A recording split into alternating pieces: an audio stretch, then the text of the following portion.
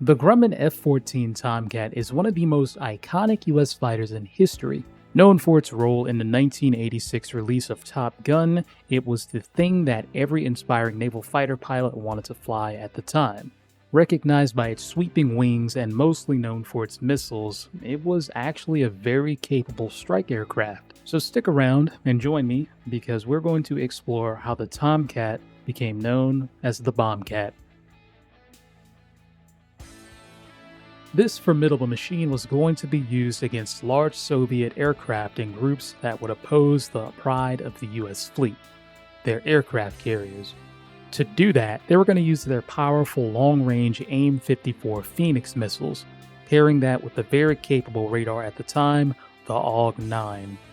It gave it quite the edge in beyond visual range combat, and this was the original intention: air superiority for the United States against her peer enemy.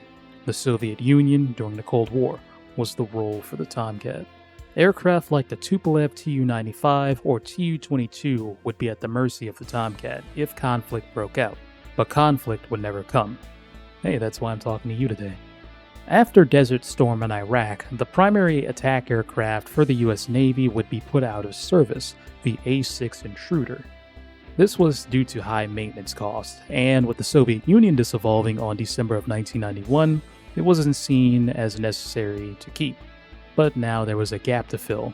Yes, the Navy did have the F-18AC Hornets and the S-3 Viking, but the problem with that was that there was only so many, and you're just adding hours onto those aircraft for maintenance. But there was also the F-14 Tomcat.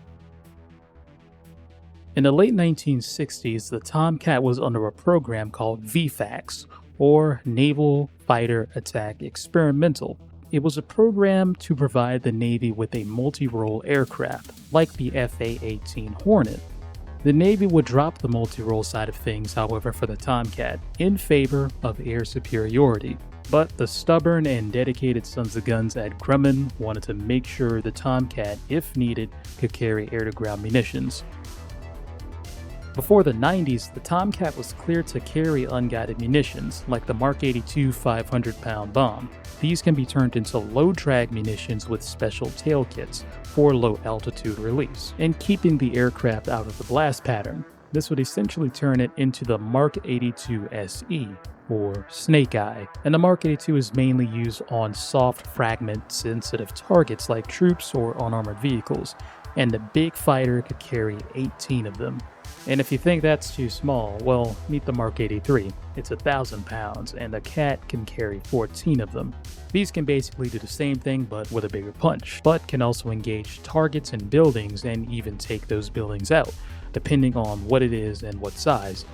Least we forget the Mark 84, the 2,000 pounder. Alas, the Cat can only carry 4 of them. All these capabilities were introduced into the F-14B Tomcat, a vastly improved F-14A, and after 1991 they would be equipped with laser-guided bombs, like the GBU-12, 10, and 16, basically the Mark 82, 83, and 84 respectively, but modified with special kits to turn them into laser-guided bombs. It also carried the GBU-24 Bunker Buster, and these guided bombs would give the big fighter an edge against moving targets and aircraft bunkers. And to bring those laser-guided bombs on target, it was equipped with the Lantern Pod, or Low Altitude Navigation and Targeting Infrared for Night. That is a mouthful. The Lantern Pod could only be employed by the RIO, or Radar Intercept Officer, the guy or gal in the back. So the crew had to work together for the best outcome. The pod did have its own laser, and the code for the laser could be changed mid-flight, but the bombs could not. Those had to be set on the ground. The Lantern wouldn't be evaluated for the Tomcat in 1996, and after tests and evaluations, it was fielded in 1997. But the first air-to-ground delivery in combat was in 1995 on the coast of Bosnia. The big fighter didn't have the pod at the time, but the F-A-18s did have a pod, so they would use a method called buddy lasing, where the F-A-18s would laze a target and the Tomcats would deploy their munitions on that lased target. And let's not forget about the JDAM. Both the F-14B under its upgrade program calling it the F-14B open bracket U close bracket, and the heavily upgraded for its time, the F-14D, had the options to carry the Joint Direct Attack munition. Essentially kits turning the basic Mark 82, 83, and 84 into GPS-guided bombs, calling them the GBU-38, GBU-32, and GBU-31 respectively. And it would see combat on the Tomcat in 2001 in Afghanistan. Now, I didn't forget about the cluster munitions they carried, like the Mark 20 Rockeye. Then there was the CBU-78 Gator mine system. When dropped, they would dispense anti-tank or anti-personnel mines. Apart from the laser-guided and GPS-guided stuff, the Tomcat could have had the ability to attack radar sites from a distance with the AGM-88 high-speed anti-radiation missile, or HARM. Grumman tested it on their testbed aircraft, but it wouldn't see any actual Navy squadrons. Then there was the AGM-62 Walleye, a television-guided bomb that's not a missile, it's a bomb. And just like the Walleye, the program for it was dropped. Moving back to the things the big old cat could carry, apart from land targets, the Tomcat also carried naval mines. Bet you didn't know that. Like the Mark 36 and Mark 62.